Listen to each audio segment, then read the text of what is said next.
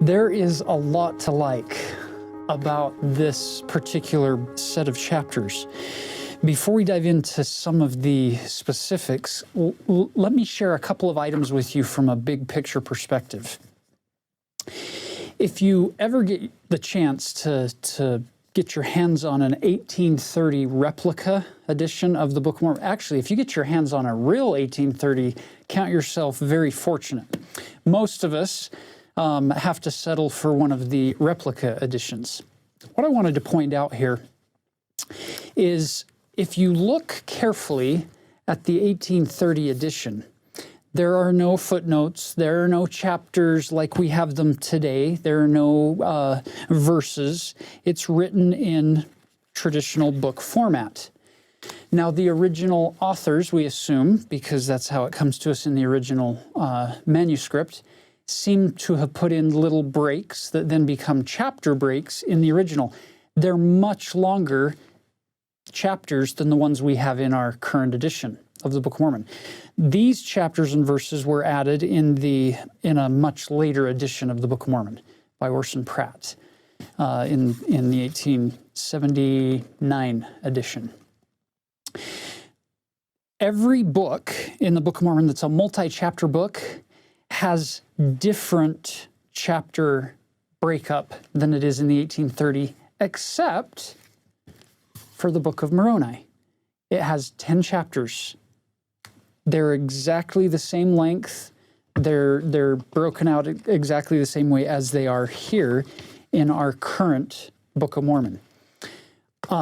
This is an amazing little gem, this Book of Moroni, because Moroni had finished abridging the Book of Ether.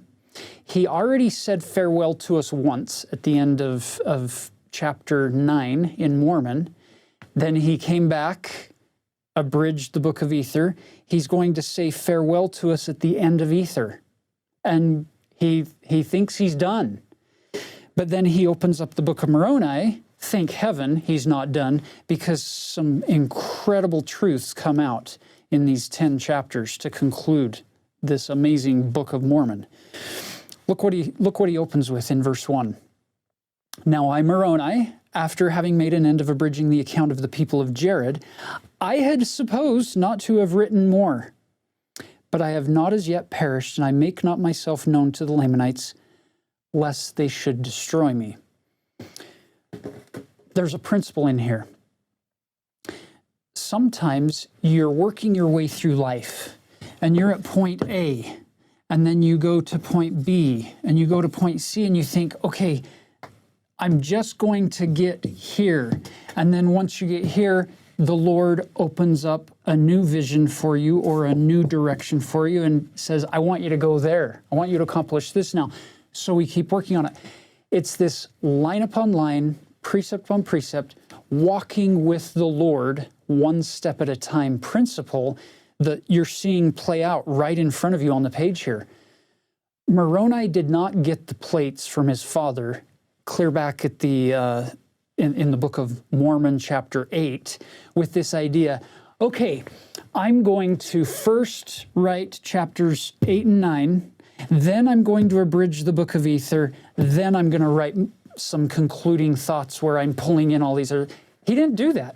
All he said was, I'm going to write some concluding thoughts here to my dad's book and be done, because there's not much space left on the plates. Once he had fulfilled that command, then the Lord gave him another commandment. Once he had fulfilled the abridgment of the Book of Ether, the Lord gives him another opportunity. I like that. Why? Because that feels far less overwhelming to me than if God told me everything I'm going to have to do between now and the day I die, whenever that is. So it causes us to rely more on our faith in the Lord Jesus Christ, to move forward, trusting Him, that I don't need to guide my own future. I can rely on He who governs cosmic clocks to figure out the timing and the missions for my life and how they line up and in what order they come.